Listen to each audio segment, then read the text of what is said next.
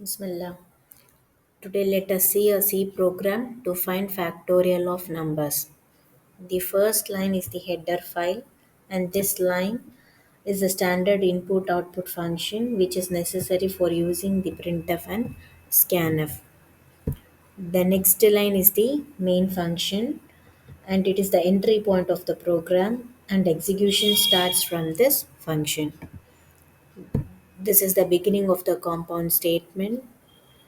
Inside this compound statement, the first line is the what is this variable declarations. Here integer variables are declared. N is used to store the input number, and I is the loop counter for loop. F fact equal to 1, that is this fact is initialized to 1 and will be used to calculate the factorial of a number. The next line, printf enter the number, is the prompt for the user. Scanf is used to read the input values, and the values are stored at the address of n. And the if statement, here it checks whether the user, if the user has entered 0, then this statement is printed. That is factorial of 0 is 1.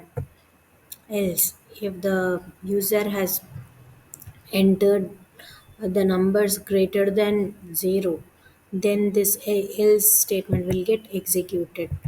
In this for loop, the it, loop iteration loop starts from 1 until it is less than the number that the user enters. It keeps on executing. Then in the update, this is the update section, gets updated on each iteration of the for loop. This is the formula to calculate the factorial of numbers. After calculation, the factorial numbers has been displayed. Okay, now let's check by running the code. See, if I'm entering 0 and pressing enter, then it gets displayed that factorial of 0 is 1, because as soon as we enter 0, this if condition gets executed, and since it is true, 0 is equivalent to 0, this printf statement gets printed. Factorial of 0 is 1.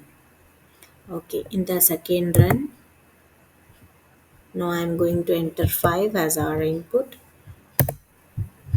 Then factorial of 5 is 120 is displayed. In the first condition, it checks whether the number is equivalent to 0. If not, the else condition gets executed in the for loop till the 5 iterations. It gets executed, and then using this formula, the factorial of uh, the entered number is displayed. Let's see how each iterations work on. Input number n is initialized. We have given the input number as 5. So in the for loop, then at the initialization value was assigned to 1. So in the iteration 1, I value will be 1. Here in the test section, it checks whether 1 is less than or equal to 5. If so, then the statements get executed. So the formula here is fact equal to fact into I. Here the fact value 1 will be taken, substituted, and I value from the loop value will be substituted. So 1 into 1 will be 1. Next, in the update section, I value gets incremented with by 1. So here I value is 1. So 1 plus 1 is 2. Now, next in the test section, it checks 2 is less than or equal to 5. 2 is less than 5. So this formula gets executed. Fact values taken, substituted as 1, and 2 from the iteration. So 1 into 2, 2. Now update section gets executed.